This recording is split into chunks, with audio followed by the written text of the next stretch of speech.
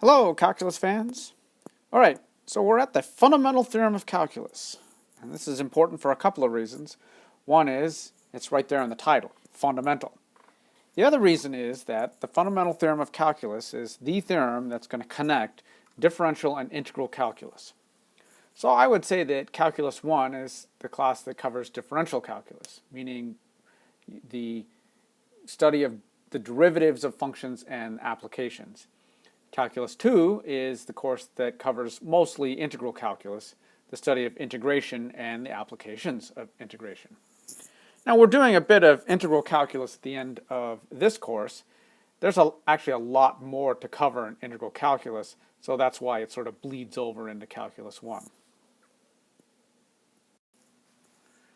So the fundamental theorem of calculus makes a connection between the derivative, and remember that the derivative is the thing that solves the tangent problem, and the integral, that's what we think of as solving the area problems. And it turns out that these two seemingly unrelated concepts are actually connected.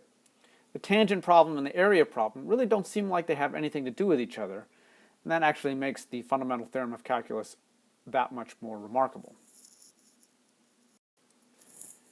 Now there are two parts to the fundamental theorem of calculus. Part 2 is the evaluation theorem, and we've been using that already. So what we'd like to do is introduce the first part. We're going to do that with an example first before we give the theorem. So let's define this function. So g of x equals the integral from 2 to x of f of t dt. Might be worth noting that there's a different variable here. There's an x and a t. We really can't have a t as a limit of integration and as a variable in the integral, so we have to keep them separate. We have two separate variables. So x is just a variable in the limit. So g is the integral from 2 to x of f of t dt, and then f of t is just going to be t to the fourth. So we're going to find two things. First, we're going to find a formula for g of x, and then we're going to compute g prime of x. Now we can compute g of x directly with the evaluation theorem. And the reason we can do that is that it's easy to compute an antiderivative of f of t. That guy has an easy antiderivative. Okay, so let's work through that calculation now. So g of x equals the integral from 2 to x of f of t dt. Let's just plug in the f. So we have the integral from 2 to x of t to the fourth dt.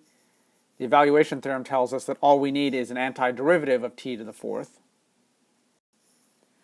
And so we get that with 1/5 t to the fifth power. And we're going to evaluate this from 2 to x. That is, we're going to plug in those numbers and just subtract. So our final expression looks like this: 1/5 x to the fifth power minus 32 over 5. The 32 over 5 comes from plugging the 2 into the antiderivative that we're using.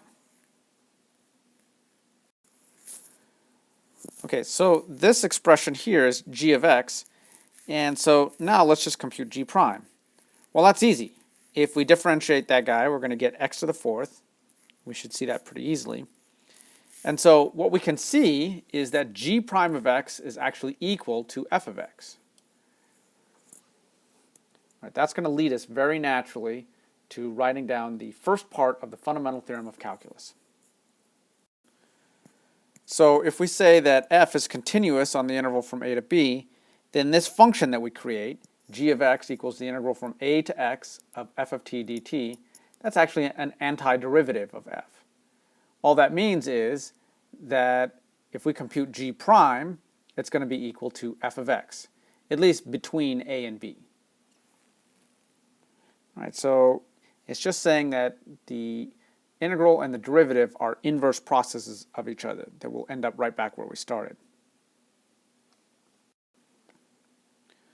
Okay, so if we want to write this in Leibniz notation, we can write it this way. So the derivative of the integral from a to x of f of t dt is just equal to f of x. There's nothing more to it than that. So the main thing that this theorem shows is that integration and differentiation are reverse processes. or inverse processes. So math has a lot of operations which are inverses of each other. Here's just a few of them. Addition and subtraction are inverses of each other. So are multiplication and division. Exponentiation and logarithms. Powers and roots. And so what this theorem is doing is adding on another type of process which are inverses of each other. So the fundamental theorem of calculus tells us that differentiation and integration are inverse processes. One of them will undo what the other one does.